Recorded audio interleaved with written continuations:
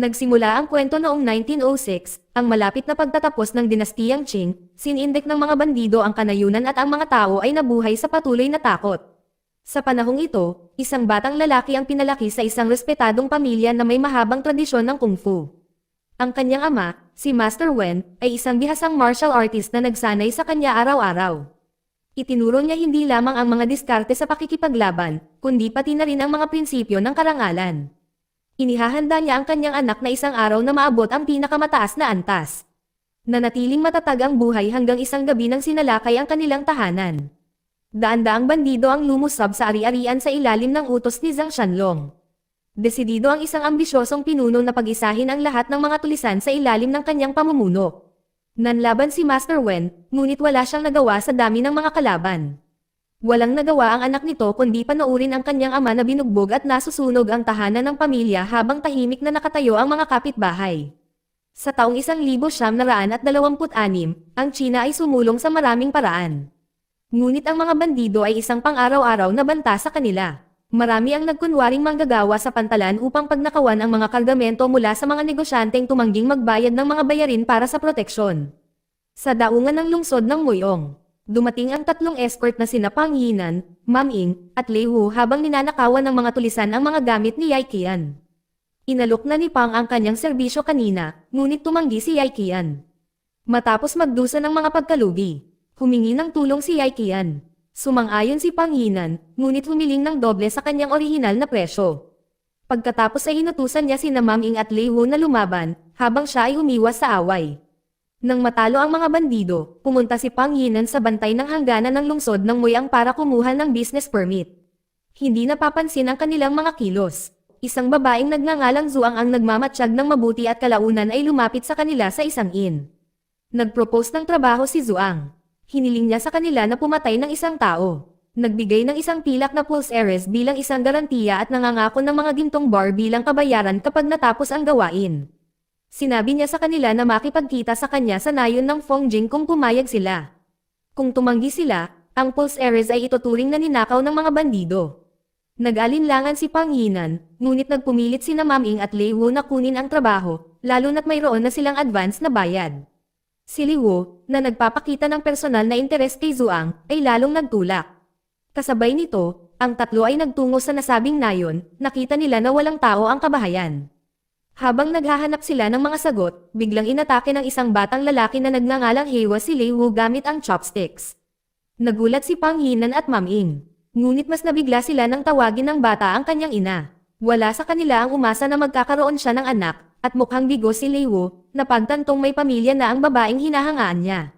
Mabilis si Zuang nagpaliwanag. Tinawag ni Hewa at ng iba pang mga bata sa nayon ang lahat ng kababaihan ay ina at lahat ng lalaki ay ama. Dahil ang kanilang mga tunay na magulang ay pinatay ng mga tulisan. Pagkatapos ay isiniwalat niya kung bakit niya kinuha sila.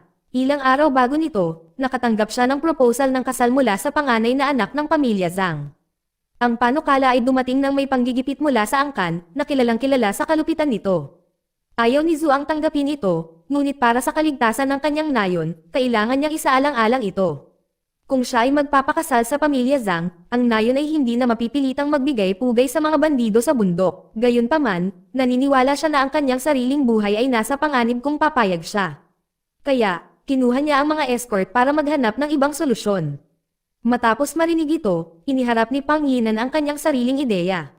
Iminungkahi niya na si Lei Wu na lang ang maging partner ni Zuang. Dahil lubos na nagmamalasakit si Lei Wu sa kanya, naniniwala si Pang Yinan na mapoprotektahan nito si Zuang habang pinuprotektahan din ang nayon mula sa mga banta.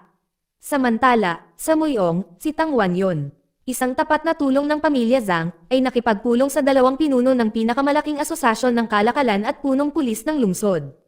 Inihatid niya ang imbitasyon sa kasal ng panganay na anak ng pamilya Zhang at ipinaabot ang paghahabol ng kanyang Panginoon na mamuno sa Muyong. Ang mensahe ay inilaan bilang isang babala, ngunit ibinasura ito ng tatlong lalaki. Ito ay ikinagalit ni Yanping, na naniniwalang minamaliit ng pamilya Zhang ang kanyang autoridad. Mabilis na naging marahas ang mga tensyon. Sinaktan ni Xiao Wenting si Yanping, at agad na pinatay ng kanyang mga tauhan. Ang brutal na pagpapakita na ito ay natakot kay Master Su at sa hepe ng pulisya. Dahil sa takot, pareho silang nangako ng katapatan sa pamilya Zhang, ngunit hindi nasiyahan si Tang Wanyun at iniutos ang kanilang kamatayan sa mismong lugar. Bumalik sa nayon ng Fongjing, naghanda si Zhuang para sa isang ritual bago dalhin sa Layong Mountain upang pakasalan ang panganay na anak ng pamilya Zhang. Ilang sandali bago dumating ang prosesyon, nagpa siya ang kanyang ama na itago siya, ayaw na makita ang kanyang anak na babae na pinilit sa isang buhay ng pagdurusa. Nang si Zhuang ay hindi mahanap, nagalit si Tang, na nakikita ito bilang isang pagtataksil sa kasunduan. Sinabi ng ama ni Zhuang na hindi niya alam kung nasaan siya at nangakong babayaran niya ng doble ang dowry. Napagtanto ni Tang na siya ay pinoprotektahan, pinarusahan si Heiwa bilang isang babala. Pagkatapos ay lumabas si Zhuang sa pagtatago upang protektahan ang bata. Pinaalalahanan niya si Tang na ang kasunduan sa mga pagbabayad ng tribute ay nanatiling may bisa at ang kanyang kasal ay hindi maaaring magpatuloy sa ilalim ng puwersa. Nang gabing iyon, habang natutulog si Pinginan, napanaginipan niya ang kanyang nakaraan. Naalala niyang tumakbo siya sa kanyang lumang nayon, kumakatok sa mga pinto, at humingi ng tulong. Walang sumasagot, kahit minsan ay tinulungan silang lahat ng kanyang ama. Pagsapit ng umaga, habang nagtitipon sila para sa almusal, ibinaling ni Panginan, Maming at Leiwo ang kanilang atensyon kay Zhuang. Pinlano nilang pasukin ang mga bandido sa bundok sa pamamagitan ng pagbabalakayo bilang mga miyembro, umaasang mahahanap siya habang nagsasagupaan ang magkatunggaling paksyon. Mahaba ang paglalakbay sa Layong Mountain, kung saan daan-daang bandido ang nagtitipon para sa kasal ng panganay na anak ng pamilya Zhang. Ang pagpasok sa pangunahing bulwagan kung saan nagtagpo ang mga nakatataas na pinuno ay napatunayang mahirap dahil sa mahigpit na mga hierarchy ng panauhin. Sumiklab ang hindi pagkakaunawaan tungkol sa ranggo, ngunit mabilis na namagitan si Tang Wanyun. Ipinahayag niya na ang sino mang gustong pumasok ay kailangang patunayan muna ang kanilang sarili sa pamamagitan ng pagkuha ng mga bariya na nakakalat sa buong kagubatan. Ang hamon ay buong pananabik na tinanggap.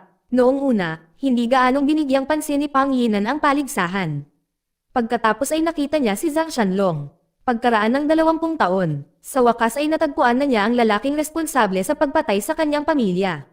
Sa kagubatan, sumiklab ang kaguluhan ng magpatayan ang mga bandido para sa mga barya na nagpasya sa kanilang katayuan sa loob ng angkan ng Zhang. Matapos mangolekta ng sapat, naghanda si Panginan at ang kanyang mga kasama na bumalik, ngunit pinigilan sila dahil sa wala silang imbitasyon sa kasal. Ipinaliwanag ni Panginan na wala silang reputasyon, ngunit hinahangad na bumuo ng kapatiran sa pamilya Zhang. Bilang patunay ng katapatan, nag-alok si Hang ng isang bundle ng ginto at mahahalagang bagay bilang regalo sa kasal. Tinanggap ni Zhang Shanlong at tinatakan ng tubig ang bono, na idineklara itong tie of honor. Pagsapit ng tanghali, nagsimula ang kasal. Lumakad sa entablado kasama si Zhuang, para lamang matakot nang matuklasan niyang patay pala ang kanyang pakakasalan. Pinilit siyang ipasok sa kabaong, binigyan ng gamot na pampatulog, at naghanda na sumama sa bangkay. Ang parehong mga kabaong ay dinala sa isang silid na puno ng mga handog. Nang tangkaing salakayin ng 2 gwardya, pumasok si Leiwo at itinago ang kanyang boses bilang young master, na pinilit na sumunod ang mga gwardya. Samantala, sa main hall, nagpiesta ang mga bandido. Isang lasing na bandido ang nanghaharas sa isang courtesan na nagunjok kay Zhang Shanlong. Pinaputok niya ang kanyang pistol, ngunit sumablay ang putok. Pumasok si Panginan, lumapit sa kanya at kinuha ang sandata. Kinilala niya ito bilang parehong modelo na ginamit sa pagpatay sa kanyang pamilya.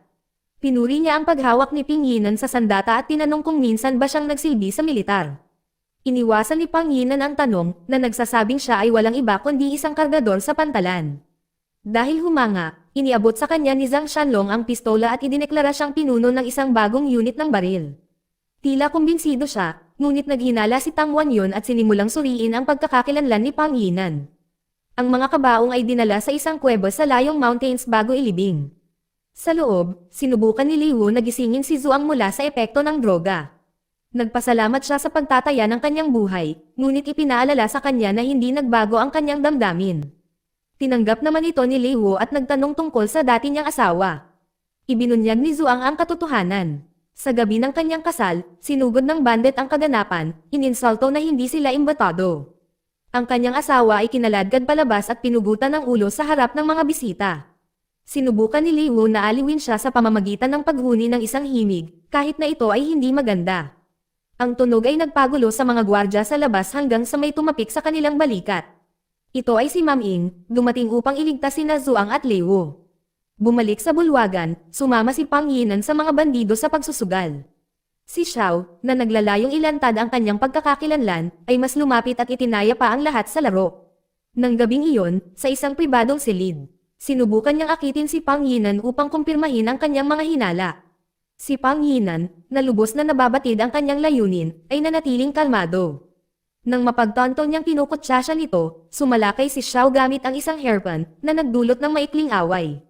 Bagamat nagsimula siyang matalo, nilinaw ni Pang Yinan na gusto lang niya ang listahan ng mga miyembro ng asosasyon at walang intensyon na saktan siya. Matapos niyang makuha ang susi na kailangan niya, inutusan ni Xiao Silong at ang kanyang mga bantay na kunin ito.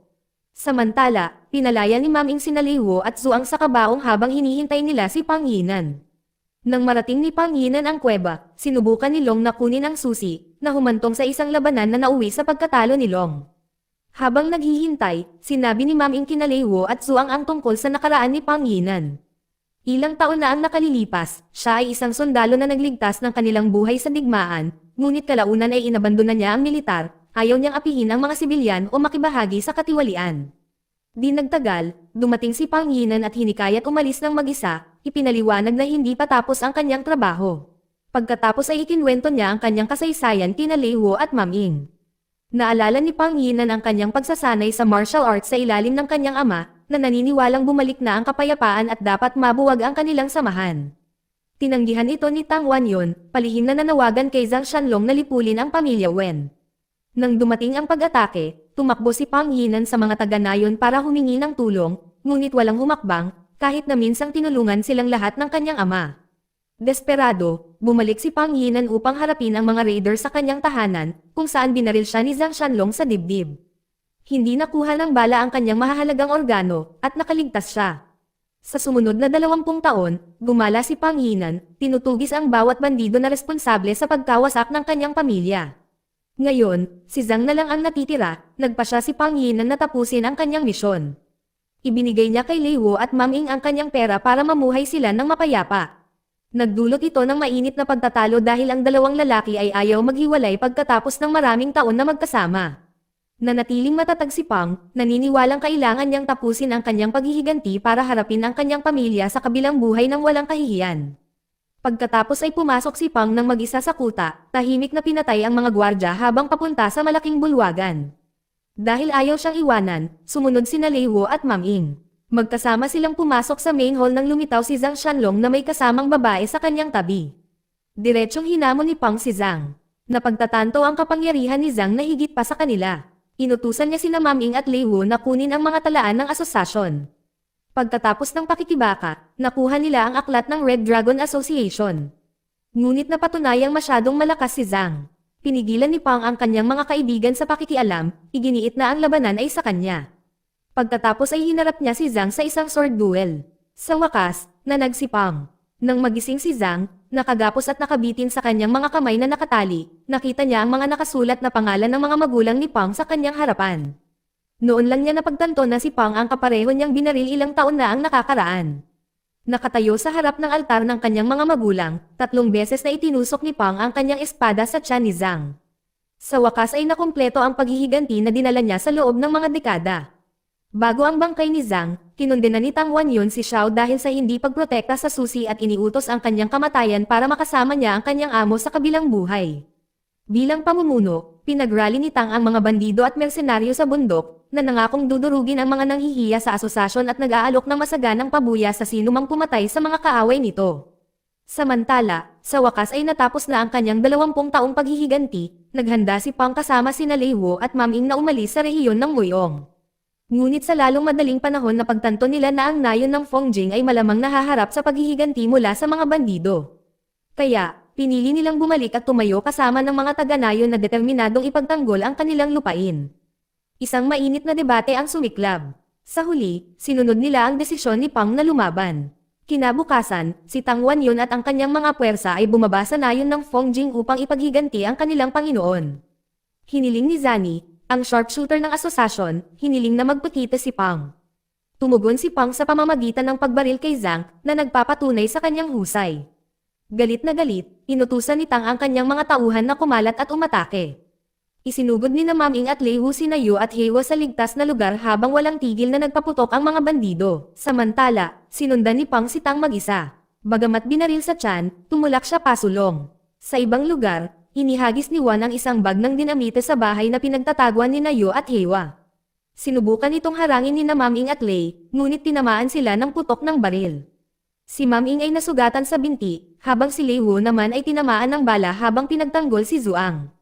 Sa kanyang huling lakas, inihagis ni Lei Wu ang dinamite pabalik sa kalaban. Isinakripisyo ang kanyang sarili para mabuhay si Zuang. Nang makitang bumagsak ang kanyang kasama, bumangon si Ma'am Ing para lumaban. Matindi ang pagbangga niya kay Chun. Pantay-pantay ang kanilang tunggalian hanggang sa magkakulong ang dalawa sa isang pakikibaka. Sa mapagpasyang sandali, sinaksak si Chun sa tiyan na nagbigay ng pagkakataon kay Ma'am Ing na tapusin siya. Samantala, hinarap ni Pang si Tang sa isang brutal na labanan kahit nasugatan at na-corner, nagtiis si Pang. Tinamaan ni Tang ang kanyang sugat sa tiyan at itinumba siya, tinutuya siya tungkol sa pagbagsak ng asosasyon ng kanyang ama at ipinagmamalaki ang kanyang sariling karapatang mamuno. Kahit nasa bingit ng kamatayan, nanatiling mayabang si Tang hanggang sa muling bumangon si Pang at binaril siya, na nagtapos sa kanyang buhay. Nang maglaon, sa libingan ni Lei, tinanong ni Pang si Ma'am Ing tungkol sa kanyang kinabukasan. Sinabi ni Ma'am Ing na magtatayo siya ng bahay doon para parangalan si Lei at makasama siya sa kamatayan. Hiniling din niya na bumalik si Pang, na ipinaalala sa kanya na ang tahanan ay palaging magiging kanya rin. Pagkatapos ay kinausap ni Pang si Zuang, na ibinalik ang kanyang pilak na Pulse Ares. Hiniling niya sa kanya na bisitahin si Lei tuwing ika-1 at ika-15 ng bawat buwan upang manalangin. Iniisip pa rin niya kung saan pupunta si Pang. Simpleng sagot ni Pang na hindi niya alam, basta't nananatili ang landas ng katwiran, tatahakin niya ito. Dito nagtatapos ang kwento. Salamat sa panonood kaibigan.